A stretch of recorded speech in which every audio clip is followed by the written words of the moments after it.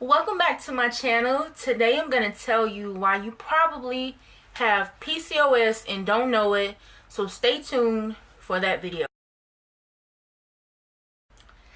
My name is Frankie and you're watching Fat to Fit Beauty TV, and this is going to be one in a series of videos that's going to explain more about what PCOS is and how to manage your symptoms so that you can start feeling better and living healthier and go on about your day and get well. We want to fix you. Have you been diagnosed with it? Do you guys know anything about PCOS? If you know what PCOS is or you've been diagnosed, please leave a comment below and let me know about what you know about it and if you know any type of things that help it. So are you tired, sluggish, overweight, maybe battling irregular or abnormal cycles, you're not ovulating, you have some cystic acne, depression, anxiety, and if this sounds like you, chances are you have PCOS and you just don't know it and it hasn't been diagnosed. Now, PCOS is described by WebMD as a hormonal disorder that causes enlarged ovaries with small cysts on the outer edge. But if you've been diagnosed, then you know it's a lot more than that. So, that's just the generic, standard definition. But PCOS is way more than just swollen ovaries or cystic ovaries. It's a whole lot more to it, and it's pretty complex. It's known as Stein-Leventhal syndrome, so it's considered a syndrome as opposed to a disease. I'm not a doctor. I don't go to medical school. I am in college, but I'm not a med student. But to me, with everything that comes with it, you would think it's more of a disease, but it's a syndrome. It's a common disorder that affects about 5 to 10% of women in childbearing age, and about 50% of the women go undiagnosed. So, there's half the women in the country and all over the world who don't even know that they have PCOS. So they don't know why they're suffering. They know they're suffering, but they don't even know why they're suffering.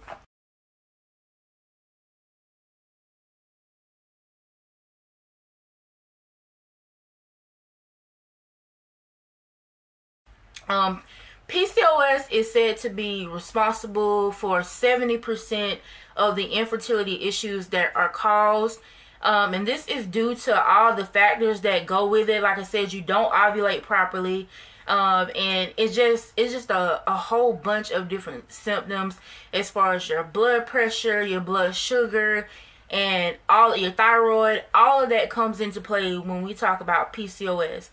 And just because you can't have kids anymore doesn't mean you're absolved from having PCOS. Postmenopausal women can suffer from PCOS as well. So you're not off the hook, just because you're not a quote unquote, child in childbearing age, or you're not young in that time period of, when women normally have children.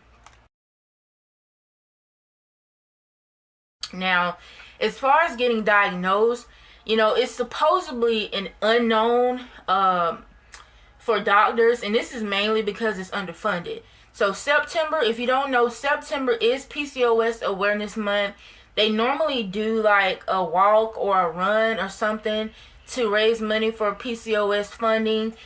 There are some organizations that are solely about PCOS and about raising money and about, showing women where they can go, different clinics and things like that. So I'll be sure to make sure I link all that information below in the description so that you guys can just go and click on it and get some more information. Because it's going to be tough for me to squeeze everything I want to in this video.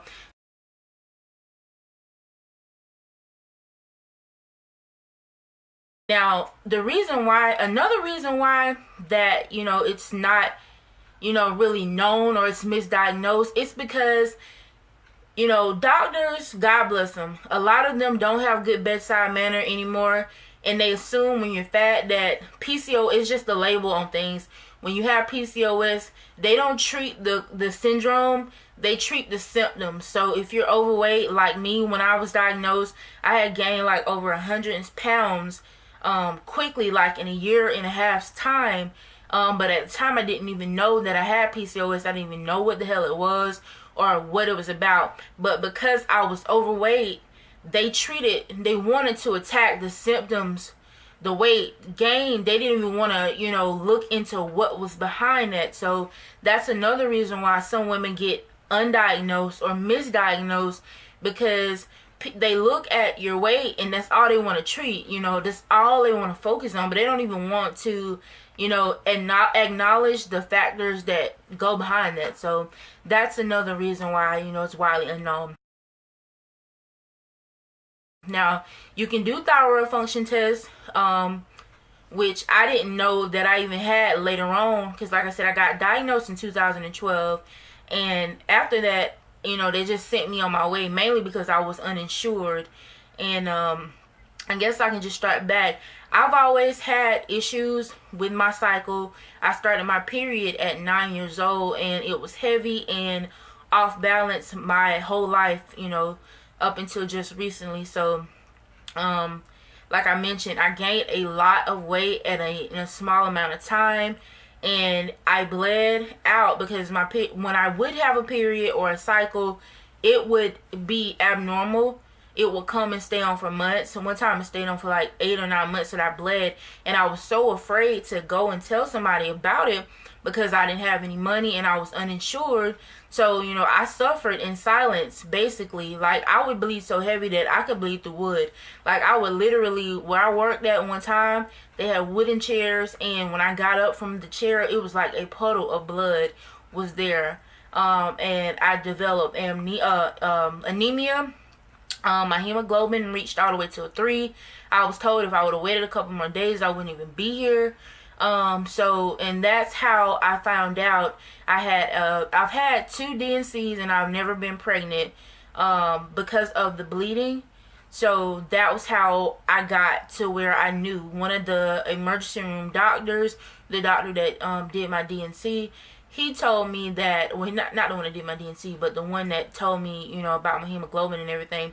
He was like, you have PCOS, you don't ovulate, blah, blah, blah. He listed a bunch of factors, and he was like, yeah, this is what you have. So it made me sad and happy at the same time, because I finally had something tangible that I can look to and be like, okay, well, let me go ahead and do some research. And you can even, on my old channel, like, I started this journey, like, I've been on and off this journey for about 6 years.